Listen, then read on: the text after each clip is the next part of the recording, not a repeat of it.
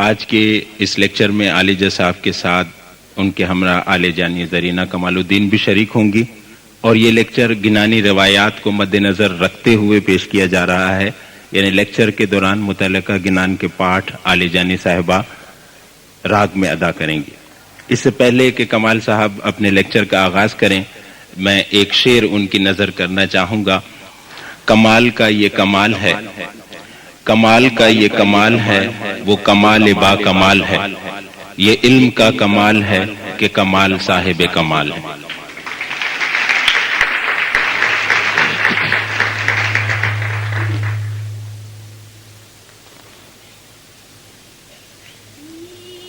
ان کی بات کہی نہ جاوے، لاکھ دھرو تو ہاتھ نہ آوے،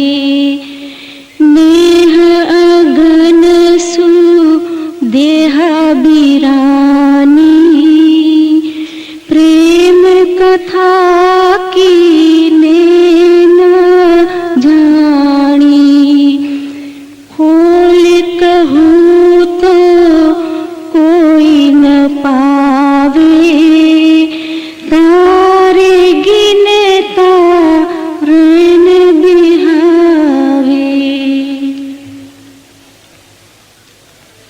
دن کی بات کہی نہ جاوے، لاکھ دھرو تو ہاتھ نہ آوے، نیہ اگنسو دیہا بیرانی، پریم کتھا کینے نہ جانی، کھول کہوں تو کوئی نہ پاوے، تارے گنتا رین بہاوے۔ مفہوم یہ ہے کہ دین کی جو باتیں ہیں وہ کہی نہیں جا سکتی، اور جب کہی جائے تو کس انداز سے کہی جائے۔ محترم مہمانان گرامی، حاضرین مجلس یا علی مدد، اسماعیلی دعوت جو مختلف ادوار سے گزری ہے، ان تمام ادوار میں ہندوستان میں انڈو پاک میں ہونے والی اسماعیلی دعوت کو ایک منفرد مقام حاصل ہے کہ اس دور میں جو کئی صدیوں میں پھیلا ہوا ہے، ہمارے اسماعیلی پیروں نے اور دائیوں نے اسلام کے دائرے سے باہر نکل کے، بلکہ اہل کتاب کے دائرے سے باہر نکل کے ہندوؤں کے درمیان جا کر اسماعیلی طریقے کی جو حقیقی روح ہے اس کا پرچار کیا، اور وہ دعوت کتنی مؤثر، کتنی پاورفل، کتنی طاقتور تھی کہ آج کئی صدیاں گزر جانے کے باوجود وہ تازہ پھولوں کی طرح اپنی خوشبو دے رہی ہے، اور اسماعیلی نظام میں مرید اور امام کے درمیان تعلقات کی بنیادوں میں ایک اہم مقام حاصل کر چکی ہیں وہ دعوت۔ ہمارے پیروں کے ان تعلیمات کے نتیجے میں جو علمی مواد، جو ادبی مواد وجود میں آیا، وہ ہمارے ہسٹری میں، ہمارے ادب میں گنان کے نام سے مشہور ہے۔ کئی صدیوں تک یہ پھیلا ہوا ہے، اور ہندوستان کی ہماری جماعتیں جو مختلف نشیب و فراز سے گزرنے کے باوجود اس روایت کو، اس ٹریڈیشن کو، اس خزانے کو کئی صدیوں تک سینہ بسینہ منتقل کیا، اور جب لکھنے کے قابل ہوئے، جن چیزوں کو لکھ لیا گیا ان میں سے کچھ ہمارے پاس ایک بہت ہی گران قدر علمی خزانے کے طور پر موجود ہے۔ گنان ہماری شاندار روایت ہے، اور آپ نے فرمان میں بھی سنا کہ مولانا حاضر امام اس خواہش کا اظہار فرماتے رہے ہیں وقتاً فوقتاً کہ ہمیں یہ گنان سیکھنا چاہیے، معنی سیکھنے چاہیے، سکھانے چاہیے، نسلاً بعد نسلیں سکھاتے رہنا چاہیے۔ اور مولانا نے فرمایا کہ اگر ہم نے اس کو بھلا دیا تو شاید ہم اپنے ماضی کا ایک بہت ہی اہم حصہ کھو دیں گے۔ ویسے دینداروں، میں یہاں ان خدشات کا اظہار کرنا چاہتا ہوں کیونکہ یہ پلیٹ فارم ہے کہ جہاں اس کا اظہار برملا ہونا چاہیے۔ وہ یہ ہے کہ وقت گزرنے کے ساتھ ساتھ ہم گنان سے دور ہوتے جا رہے ہیں، گنان سے دور ہوتے جا رہے ہیں، جس کی ایک وجہ غالباً یہ ہے کہ گنان جن زبانوں میں کہے گئے ہیں شاید اب وہ ہماری زبان کا حصہ نہیں رہا، یا ہم وہ زبان بولتے یا سیکھتے نہیں۔ لیکن میں نہیں سمجھتا کہ یہ کوئی جواز ہے کوئی بہانہ پیش کرنے کا، چونکہ ہماری زبان نہیں رہی اس لیے اب ہم گنان نہیں سیکھتے یا نہیں بولتے۔ جماعتوں میں گنان جو آج کل بولے جاتے ہیں، چند گنانوں تک ہم محدود ہو کر رہ گئے ہیں، ان میں بھی بولنے والوں کو معنی تک کا شاید علم نہیں ہوتا کہ کیا بولا جا رہا ہے۔ حد تو یہ ہے کہ ہمارے جو ٹریننگ پروگرامز ہوتے ہیں، ہمارے جو ریفریشر پروگرامز ہوتے ہیں، ان میں بھی گنان کا عنصر کیا رہتا ہے؟ غالباً منہ کا ذائقہ بدلنے کے حد تک رسمی طور پر گنان کا عنصر اس میں پایا جاتا ہے، جس سے خود ہمارے نوجوان وائزین جو آج پیدا ہو رہے ہیں، جو ٹیچرز ہم بنا رہے ہیں، وہ خود اس خدشے کا اظہار کر رہے ہیں کہ ہمیں گنان نہیں آتے، ہمیں گنان کے بارے میں کچھ پتہ نہیں ہے۔ جماعت سے بھی کمنٹس آتے ہیں۔ تو آج ہمارے پاس جو گنانی ورثہ ہے اس کو اگر ہم پراپرلی ہینڈ اوور نہ کر سکے تو یہ جو ہماری نئی نسل ٹیچرز یا وائزین بن رہے ہیں، جن کو خود کو یہ احساس ہے، جب وہ اپنے بعد آنے والی نسل کو تعلیم دیں گے، وائزین اور اساتذہ تیار کریں گے، تو شاید وہ گنان ہینڈ اوور نہیں کر سکیں گے، اور شاید گنان کا بہت بڑا حصہ ناپید ہو جائے ہمارے جماعت کے دلوں میں سے۔ تو یہ سوالیہ نشان ہم اپنے ساتھ لے کر جائیں کہ اس کی ذمہ داری کس پر عائد ہوگی، کون اس کا ذمہ دار ہوگا، یا تاریخ ہمیں کس طرح یاد کرے گی، کون سا ایسا دور تھا جس میں لوگوں نے گنان کی طرف یا گنان کی تعلیمات کی طرف لاپرواہی برتی۔ گنان کا جو لٹریچر ہمارے پاس موجود ہے، دیندار و ہندوستان میں جو تعلیم پروان چڑھی، جو تعلیم وجود میں آئی، اس کا سارا حصہ تو سوال ہی پیدا نہیں ہوتا کہ ہمارے پاس ہو، بلکہ جو کچھ ہے ہمارے اس صدیوں پر پھیلی ہوئی تاریخ کو دیکھنے کے لیے اب ایک دریچے کا کام بھی نہیں دے رہی، ایک کھڑکی بھی نہیں ہے جو لٹریچر ہمارے پاس ہے، بلکہ میں سمجھتا کہ کھڑکی میں ایک سوراخ جتنا ہے کہ جس سے کم از کم ہم جھانک کے اس انتہائی پاورفل تعلیم کی طرف، ٹیچنگ کی طرف اور پریچنگ کی طرف دیکھ سکتے ہیں کہ جس کا اثر و نفوذ آج تک ہماری جماعت میں بہت ہی مضبوط اور بنیادی اہمیت کی حامل ہے۔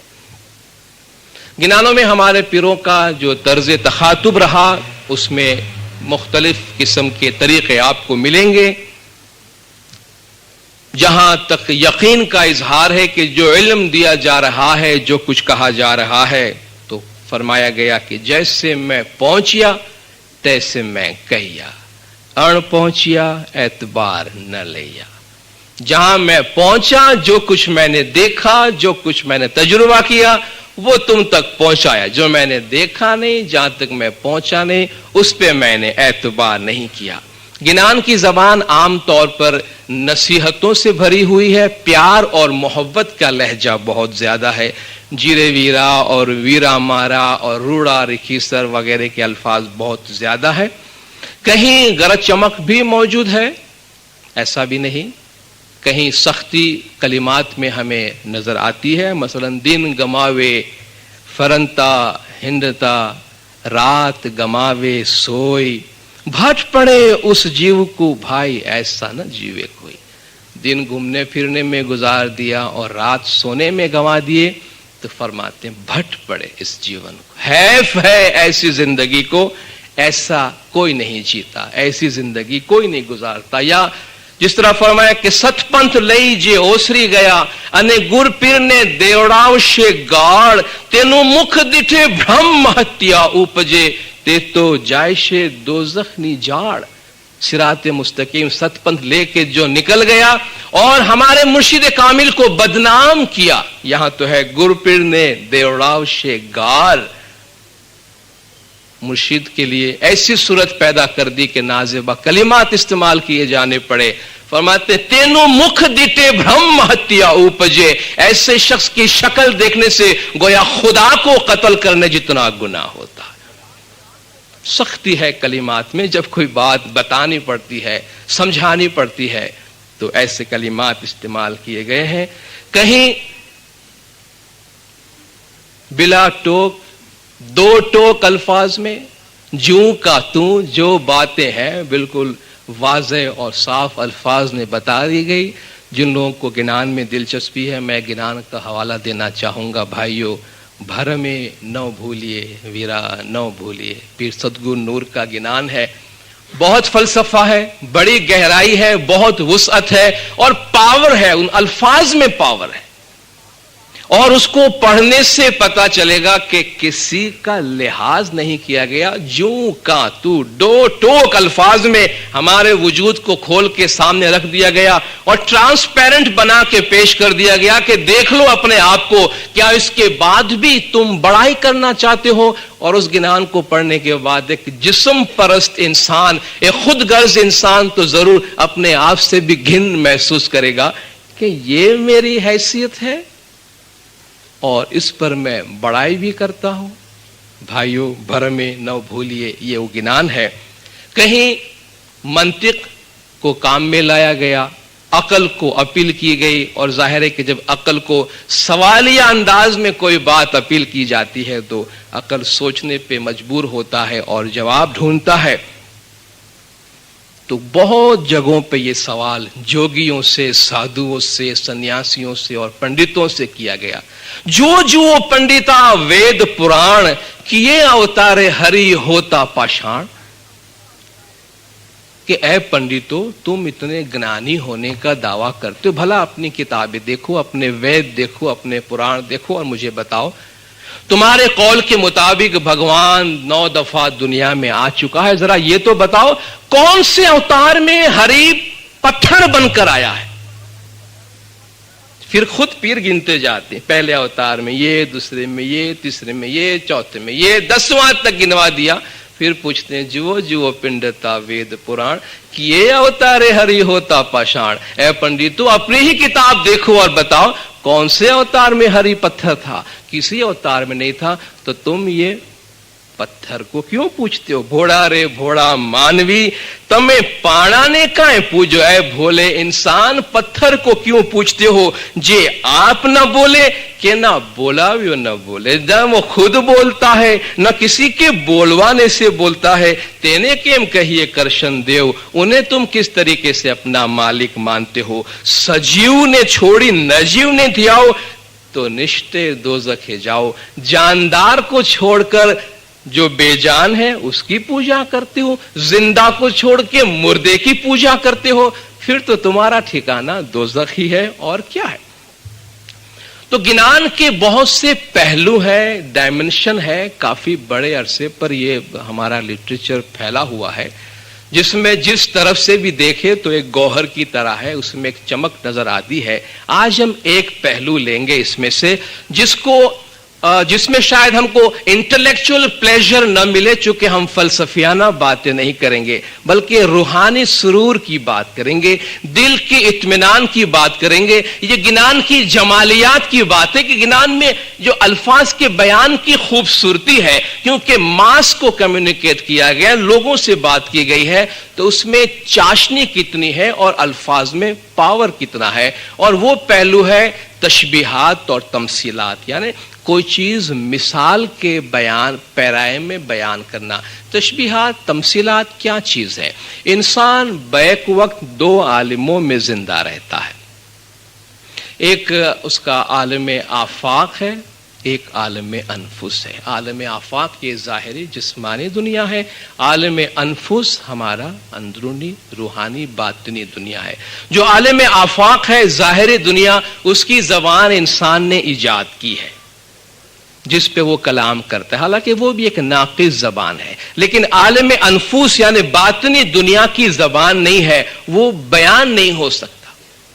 جب انسان عالم انفوس کی کسی بات کو بیان کرنے کے لیے عالم آفاق سے کوئی چیز نکال کر اس کے ساتھ اس کی تشبیہ دینے کی کوشش کرتا ہے، حالانکہ دونوں میں زمین و آسمان کا فرق ہوتا ہے، لیکن اس میں کوئی چیز قدر مشترک ہوتی ہے جس سمجھانے کی کوشش کی جاتی ہے، تو ایک بات حقیقت جو ہے وہ تھوڑی سی کھل کے سامنے آتی ہے، سمجھنے میں مدد ملتی ہے، جس سے ایک روحانی خوشی ملتی ہے، ایک سکون ملتا ہے۔ یہی طریقہ ہمارے پیروں نے اپنایا ہے، خاص طور پہ صوفی لٹریچر میں، ادبیات میں یہ بات بہت ہی زیادہ مستعمل رہی ہے کہ بات جو یوں بیان نہیں کی جا سکتی، مشکل ہو، اس کو انتہائی آسان اور سادہ الفاظ میں بیان کر دیا جائے۔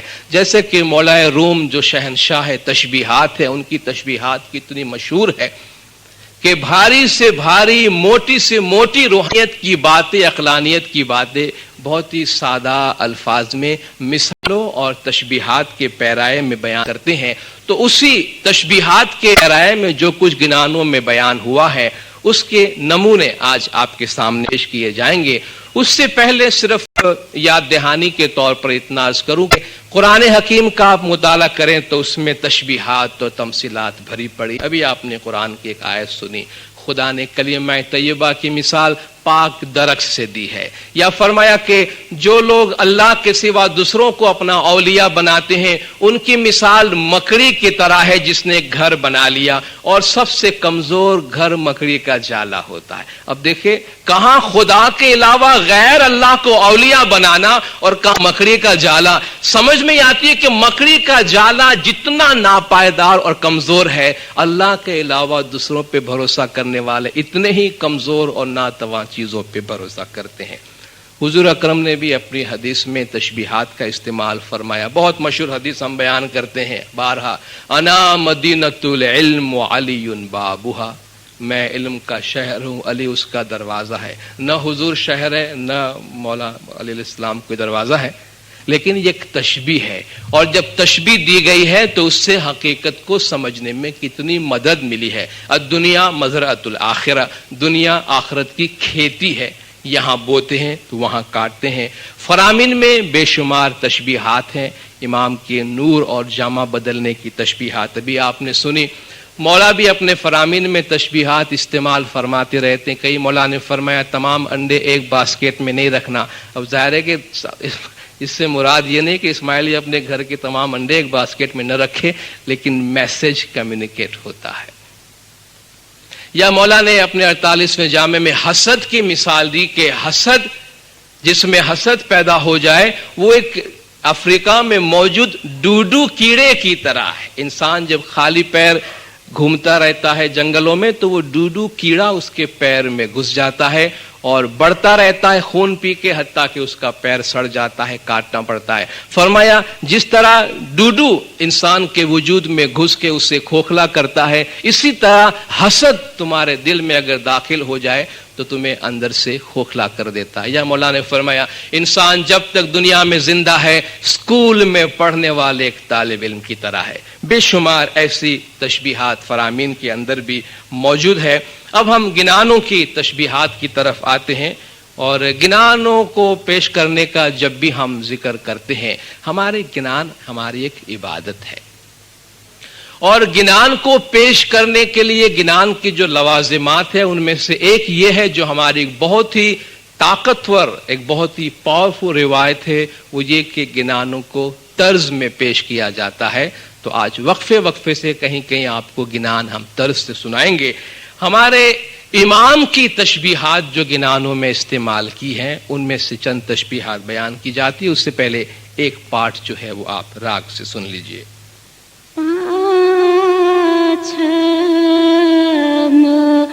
دیش تھی مولا پدھاریا تینی آشا چھیدیا ننت جی ہے ویرا بھانگیتے ریڑی میں روی پرکاشیا شاجی આવ્યા છે વસંતજી. પાછમ દેશથી પ્રભુ પધાર્યા તેની આશા છે રે અનંત, ભાંગી તે રહેણી ને રવિ પ્રકાશ્યા, शाहजी આવ્યા છે વસंत. दो तशबीहात इसमें इस्तेमाल की गई हैं और दूसरे गिनानों में मुख्तलिफ तशबीहात, जिनमें इमाम की तशबीह सूरज, चांद, चिराग, रोशनी, मौसम बहार वगैरह से. सोही शाह केसरे वो मोरा भाई, भिरांत ए न कीजिए, जेम सूरज उगियो एम शाह भले आया. उसी मौला की इताअत करो, उसके लिए शक न लाओ. जिस तरह सूरज तुलु हुआ है इसी तरह मेरे मौला तशरीफ लाए. आशा जी चढ़ला सूरज ते केम छिपे, एम ही विचारो लोका. जिस तरह सूरज आसमान पे आ चुका है वो नहीं छुपता, इसी तरह जमाने के इमाम का नूर नहीं छुपता है. और फरमाया गया कि मुर्शिद दीवा है जुगमा, मुर्शिद कामिल इस दुनिया में एक दिए की तरह है. या स्वामी राजो पर तक नूर छे जी, जेम पाछ में उगियो भाण. मेरा मौला जाहिर नूर है, जैसे कि मगरिब में सूरज या चांद तुलु हुआ. गुर दीवोरे पीर आपणु, जेने धर्म मार्ग दिखलाया. मेरा मुर्शिद जो है वो दिया है जिसने मजहब का रास्ता दिखाया. या साहिब जी आयो यारा ए वसंत, मेरे मौला क्या तशरीफ लाए जैसे कि मौसम में बहार आई. वनस्पति सर्वे मोरियो, नबातात में जान पैदा हो गई, जिंदगी आ गई. एमू रिखिए फूले अलावास वसायो. इसी तरह हमारे मोमिनीन जो फूलों की तरह है उसमें मेरे मौला ने खुशबू फैला दी है. इमाम ज़मान की रहमत इमाम रूए ज़मीन पर खुदावंद ताला के नूर और खुदावंद ताला की सिफात के मज़र है. और जिस पे चाहे मौला अपनी रहमत बरसाते हैं. खुदा फरमाता है वो रहमती वसीअत कुल्ल शैइन, मेरी रहमत ने हर चीज को अपने घेरे में लिया है. तो पीर फरमाते हैं कि जी सामी के गले में हार है, हीरा माणिक जड़िया. मेरे मौला के गले में एक हार है, हीरे जवाहिरात लगे हुए हैं. जाकू भावे ताकू देत है, साहिब है दिल दरिया. जिसे चाहे मेरा मौला दे दे, वो मौला दिल दरिया है. स्वामी महाराज जी हरिया सो हरिया ने सूखा भी हरिया, जो हुए नजर तमारिया. या मौला आपकी नजर हो तो हरा है, लेकिन सूखा भी हरा हो जाए. स्वामी महाराज जी मीठा सो मीठा ने कड़वा भी मीठा, तो आ गुर के वचने फल मीठा. या मौला मीठा तो मीठा है, कड़वा भी मीठा हो जाए. मुर्शिद कामिल के वचन से, मुर्शिद के फरमान से कड़वा भी मीठा हो जाता है. इमाम ज़मान की तशबीह किश्ती से दी गई और दुनिया की तशबीह एक मुतलातम समंदर से दी गई.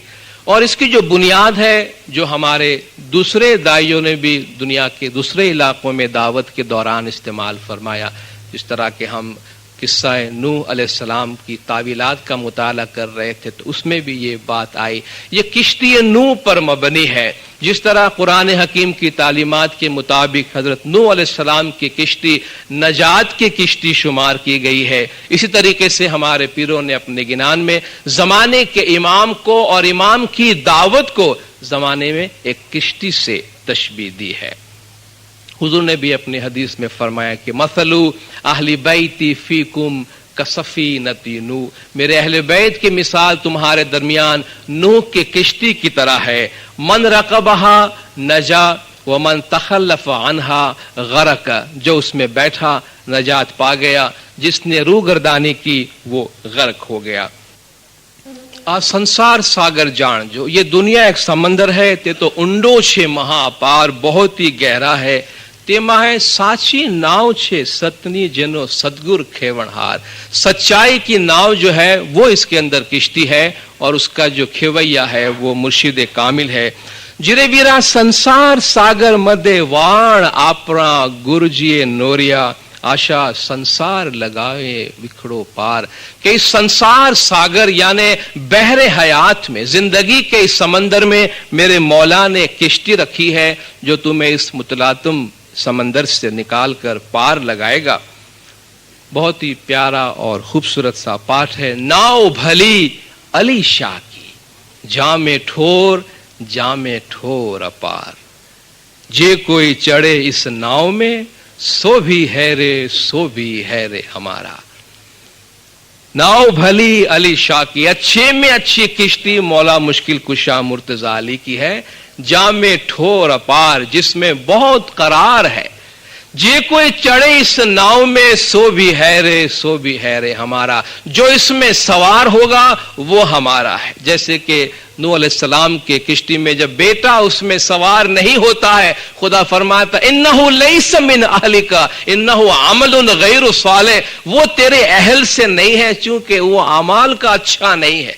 फमन तबिअनी फइन्नहु मिन्नी, जो मेरी पैरवी करता है वो मुझसे है। तो गोया जो इस नाव में बैठेगा, जे कोई चढ़े इस नाव में सो भी है रे हमारा। एक गिनान में सईद इमाम शाह एक सवाल पूछते हैं, तवील गिनान है कि मारा शाह जी ने बेड़िए ते कौन कौन चढ़शे, मेरे मौला की किश्ती में कौन कौन बैठेगा। फिर माजी से लेके हाल तक मुख्तलिफ दौर में जो बड़े बड़े बुजुर्गान दीन गुजरे हैं उन सब का नाम बताते गए। ये है जो मेरे मौला के किश्ती में सवार होंगे और दुनिया से नजात हासिल करेंगे। इमाम की तशबीह फिर उन्होंने अपने गिनानों में माली से भी दी है। आप जानते हैं, आपने भी सुना है, मौला अपने फरमान में अपनी जमात को बागीचे से तशबीह देते हैं, बागीचे के फूलों से तशबीह देते हैं। सैयद इमाम शाह फरमाते हैं कि जी माली विना ने वाड़ी नहीं, प्राण विना नहीं दे, जीवन पाखे आजुग नहीं, मन विचारों ने दे। माली के बगैर बगीचे का तस्वुर नहीं होता, जिस तरह रूह के बगैर जिस्म का तस्वुर नहीं है, जीवन पाखे आजुग नहीं, जिंदगी के बगैर ये जहान नहीं है। अपने दिल में गौर करो, माली हशे त्यां वाड़ी हशे, पूर्ण लीला लहर, सुधु करीने सींचशे, मन माए धरी ने महर। जहां माली होगा वहां बागीचा है, रौनकें होंगी, रंगीनियां होंगी, वहां ग्रीनरी होगी। और वो माली सींचेगा, सैराब करेगा अपने दिल में मोहब्बत के साथ। माली हशे त्या सींचशे, माली सैराब करेगा बागीचे को। वन फल नित नवा थाय, उसमें दरख्त फल फूल नए नए पैदा होंगे। सदगुर हशे त्या नीपजे, जहां मुर्शिद कामिल होंगे वहां नित नई चीजें वजूद में आएंगी। धर्मी नित नवा थाय, नए से नए मोमिन जो है वो मंजरे आम पर आएंगे, सामने आएंगे। नूर इमाम का, नूर इमामत का वजूद, ज़माने के इमाम की नूर की मौजूदगी हमारे दिलों में बड़ी लतीफ़ और प्यारी तशबीह के साथ एक गिनान का पाठ सुनकर आगे चलते हैं। इजीता मारो सामी तम माहे ए मज बे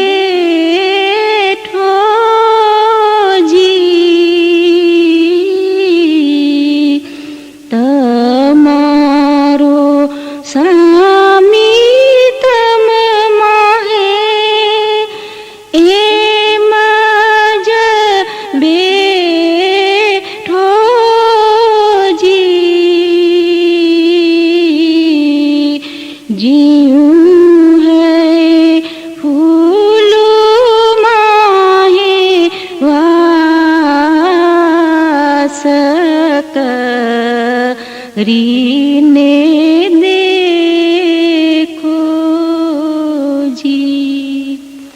खुदा का फरमान जिस तरह के वइज़ा सअलक इबादी अन्नी फ़इन्नी करीब, जब हमारे बंदे हमारे बारे में पूछते हैं तो हम नजदीक है। वफ़ी अनफुसिकुम अफला तुबसिरून, तुम्हारे दिलों में बैठा हुआ है, तुमको नजर नहीं आता। फरमाते हैं सब घट सामी मारो भरपूर बैठा, तुम्हें गाफिल दूर मत देखो। हर दिल में मेरा मौला भरपूर बैठा है, तुम दूर मत जाओ। साचे को सामी मारो हरदम हाजिर, जेम नैनो माहे पुतली देखो। जिस तरह आंखों की पुतली है, इस तरह सच्चे मोमिन के सामने मौला हमेशा हाजिर है।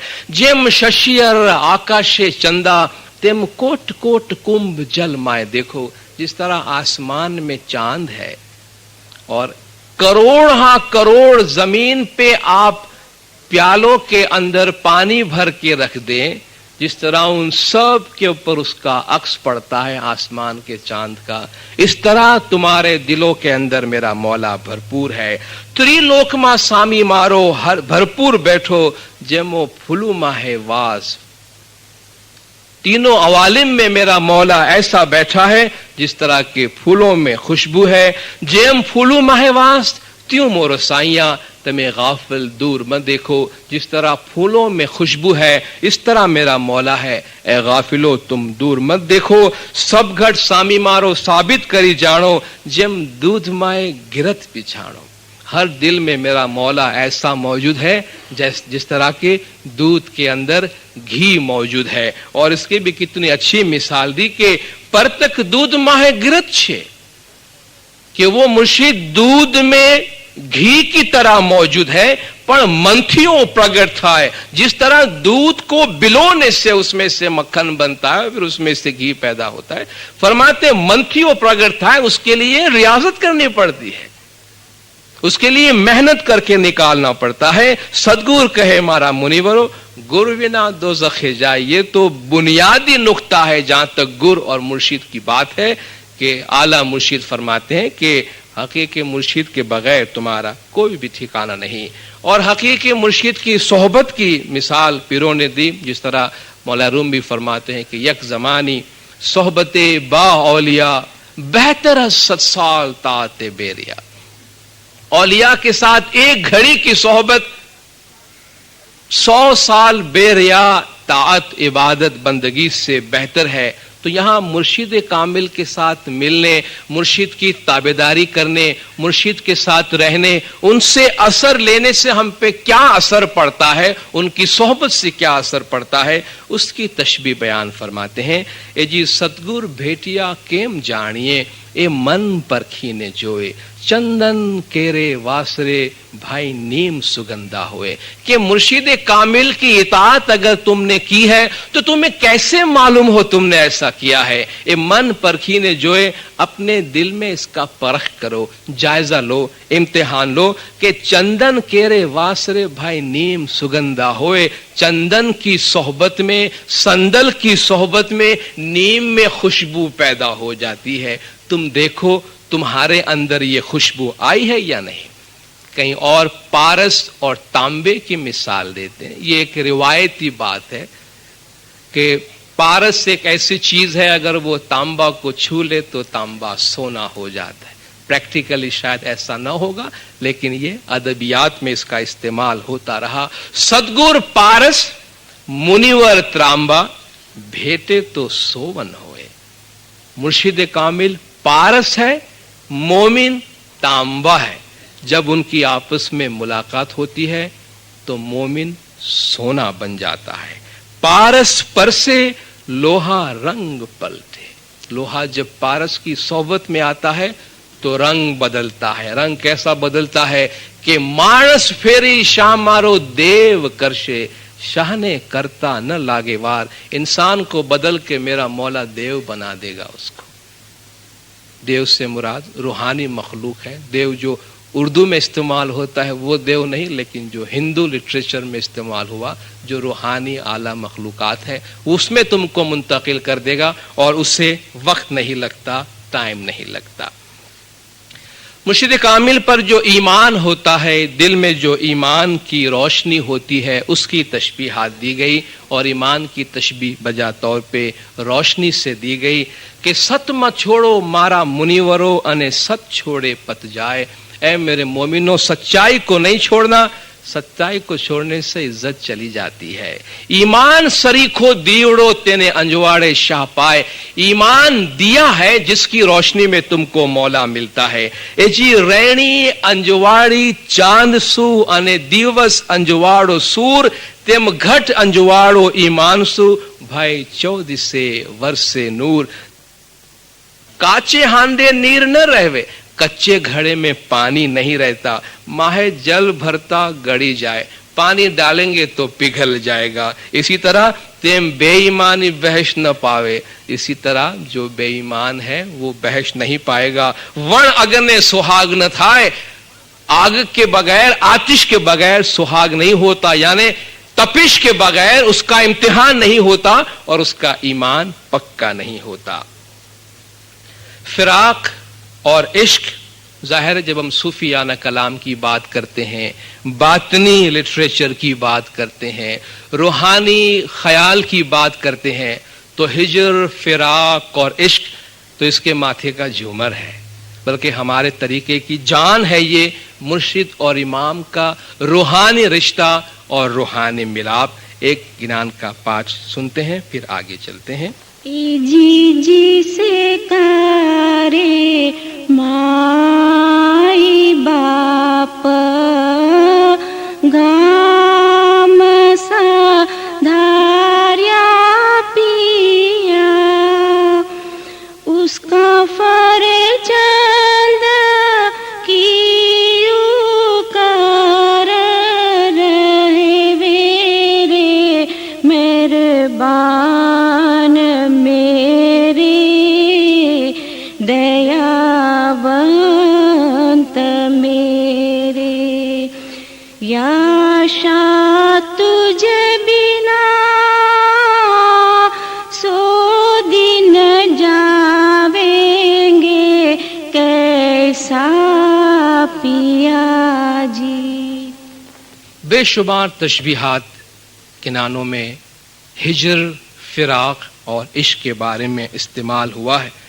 मौला रूम को लेते हैं, अपने मसनवी ये मानवी जो हस्त कुरान दर ज़बान पहलवी है, पहलवी ज़बान के अपने कुरान का आगाज़ फरमाते हैं कि बिशनऊ अस नई चून हिकायत मी कुनद वस जुदाई हा शिकायत मी कुनद, कज़निस्तान था मरा बबुरीद अन अज नफीरन मर्दुजन नौलीद अन, सीने खाहम शरह शरह अस फिराक ताबगोयम शरह दर्द इश्तियाक, कि बांसुरी से पूछो वो क्या हिकायत सुनाती है, अपने जुदाई की शिकायत सुनाती है। जब से मुझे बांसों के जंगल से निकाला गया, तब से मेरी आहो फिगां से मर्द और जन रोते रहते हैं, लेकिन मैं कोई ऐसा सीना चाहता हूं, सीना खाम शरह शरह अस फिराक, जो चाक चाक हो चुका हो फिराक से, ताबगोयम शरह दर्द इश्तियाक, ताकि जो मेरे दिल का दर्द है मैं उसके सामने बयान करूं। और पीरों ने भी यह फरमाया कि सखी वालम विरहनी वात के ना आगड़ कहीं रे, कोई संत मिले सुधीर तो समझी न रही कि ऐ मेरे सखी वालम विरहनी वात, माशुक वालम इस्तेमाल किया गया, महबूब माशुक से फिराक की बात किसके आगे कहूं, कोई संत कोई समझदार मिले सुधीर, जो दिल में धीरज रखने वाला हो तो मेरी बात समझे और अपने दिल में रखे। तो गिनानों में जहां बेशुमार तशबीहात है, उनमें बच्चा व मादिर की तशबीह है, माही बेआब यानी पानी से निकली हुई मछली की बात है, शमा व परवाने की बात है, आशिक व माशूक की बात है, इश्क फिराक और मस्ती की बात है। तो गिनान का जो पाठ आपने सुना, ये तकरीबन पूरा गिनान इसी तरह है, जो पीर अपने मौला के याद में बयान करते हैं कि या मौला आप चले गए तो गए, फिर मुड़ के भी न देखा हमारे तरफ। ए जी तुमको सधारे 100 दिन बहुत ज हुआ, या मौला आपके गए बहुत लंबा अरसा हो गुजर गया, मैं देखूं तुम्हारी आवाज, मैं आपका इंतजार कर रही हूं साहिब मेरे, दयावंत मेरे, याशा तुझ बिना 100 दिन जावेंगो कैसा, ए मौला आपके बगैर मेरे दिन कैसे गुजरेंगे। जिसका रे माई बाप गाम सधारिया, जिसके माँ बाप दूर चले गए हैं, उसका फर्जंद क्यों कर रहे, उसका बच्चा कैसे रह सकता है, उसका रे फर्जंद यूं पुकारे रे पिया, ज्यों थान विछूटा वाश मेहरबान, उसका बच्चा ऐसा रोता है जैसे कि माँ के दूध से जुदा होने वाला बच्चा रोता है। जल विछूटी जे माश लड़ी रे पिया, सो जीवेंगी केतली वार, ए मेरे महबूब जिस तरह मछली को पानी से बाहर निकाल दो तो वो कब तक जिंदा रहेगी, या मौला मेरी हालत भी ऐसी है, हैड़े के भीतर अगन जलती रे पिया, सो तू ही बुझावनहार, मौला اے میرے محبوب میرے دل میں آگ لگی ہوئی ہے. شیفتہ نے بھی شاید اسی کیفیت کی طرف اشارہ کیا تھا کہ شاید اسی کا نام محبت ہے شیفتہ. شاید اسی کا نام محبت ہے شیفتہ. ایک آگ سی ہے سینے کے اندر لگی ہوئی. ہیڑے کے بھیتر اگن جلتی رے پیا سو تو ہی بجھاون آر. یا مولا میرے دل میں آگ لگی ہے اسے تو ہی آ کر بجھا سکتا ہے. اونچا رے کوٹ بہو ویچنا نیچے وہے دریا. تیرا مقام بہت اعلیٰ ہے یا مولا اور نیچے دریا بہ رہی ہے. ہوں رے دریا وندی ماچھلی میں اس دریا کی مچھلی ہوں. سائیاں تارن آؤ آ کے مجھے یہاں سے نجات دے. پنجر پڑیو پریوار نو کوئی بوجھت جن. संसार फैमिली परिवार दुनियादारी के पिंजरे में हम फंस गए हैं या मौला. लेकिन शायद ही कोई इसको समझ सकता है. मेरे तन की वेदना साइयां तपत बुझाओ. ऐ मेरे माशूक मेरे मौला आइए और मेरे तन की आग बुझाइए. जल बिन मछली सो पिया बिन क्यों रहवे. पानी के बगैर जैसे मछली की हालत होती इस तरह हम माशूक के बगैर नहीं रह सकते हैं. पिया जी के कारण सो जीवड़ा देवे. महबूब के लिए वो अपनी जान दे देते हैं. जल बिना मछली हुई अकेली देखो क्यों तड़फड़ मरे. जल के बगैर पानी के बगैर मछली अकेली हो जाती है और तड़प तड़प कर मर जाती है. तड़फड़ कूदे कछु न चाले महर माछी न करे. वो तड़पती रहती है उसका कुछ बस नहीं चलता और मछेरा उस पर रहम नहीं करता. तो या मौला मेरी हालत भी ऐसी है. सच्ची और झूठी मोहब्बत सच्चा और झूठा इश्क उसकी तशबीहात रिवायती तशबीहात है. माशूकों के दरमियान ये चर्चा हमेशा होता रहता है और ये बातें ये मिसालें हमेशा दी जाती रहती हैं. झूठी रे प्रीत भमर की कहिए पीयूं जी का दर्शन यूं नव लइए. भंवरे की मोहब्बत झूठी है. मौला का दीदार माशूक का दीदार महबूब का दीदार ऐसे नहीं होता. झूठी रे प्रीत भंवर की कहिए जो कलिया कलिया रस लेत है. भंवरे की मोहब्बत झूठी है जो हरजाई है. हर कली पे जाता है और रस लेता है.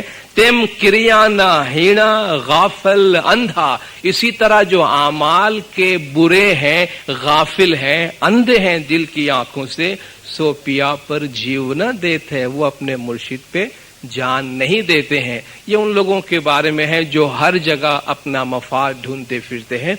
उनके और मुर्शिद कामिल के दरमियान इश्क और मोहब्बत का जो सच्चा रिश्ता होता है वो नापैद होता है वो नहीं होता. फिर सच्ची मोहब्बत की मिसाल देते हैं जो फरमान में भी मौजूद है.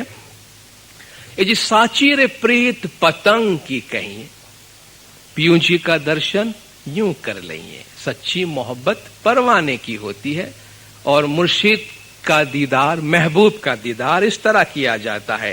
साची रे प्रीत पतंगी कहिए जो उलट उलट अंग देते हैं. सच्ची मोहब्बत परवाने की है जो पलट पलट के शमा पर आकर अपनी जान जला देता है.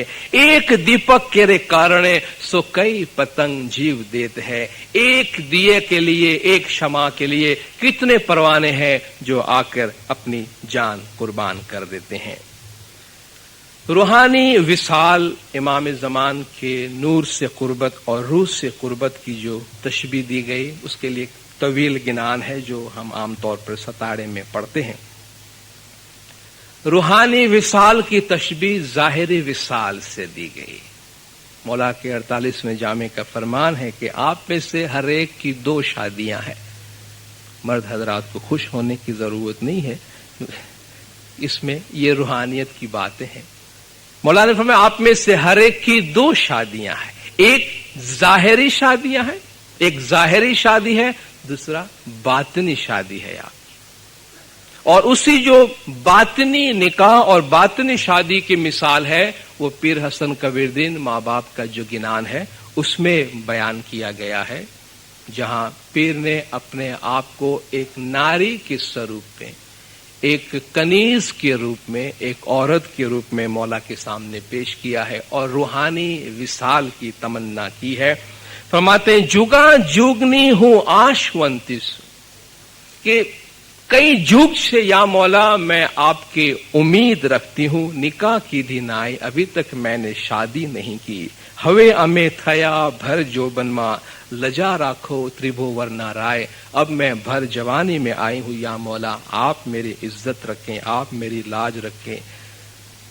سامی ہمیں کیتلک رہوں یا مولا اب میں اکیلی کب تک رہوں, ایکلی کیتلک رہوں دن دہاگ جمائے, اس فراق کے ایام میں کب تک اکیلی رہوں, دعاک تاڑی نے سامی سہاگ کرو یا مولا اس فراق کے دن آپ ختم کریں اور مجھے آپ سہاگن بنائیں, لجا راکھو چود بھمر نہ رائے, اے 14 عوالم کے مالک آپ آئیں اور آپ میری عزت رکھیں.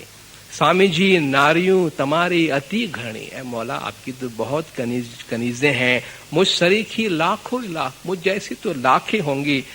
تمہیں چھو الکھ نرنجن, آپ تو وہ ہے نہ وہ قابل بیان ہے اور نہ وہ قابل دید ہے. قابل دید سے مراد یعنی وہ دیکھا نہیں جا سکتا اگر کوئی دیکھنا بھی چاہے, اور قابل بیان نہیں, اگر کوئی بیان کرنا چاہے تو بھی نہیں کر سکتا.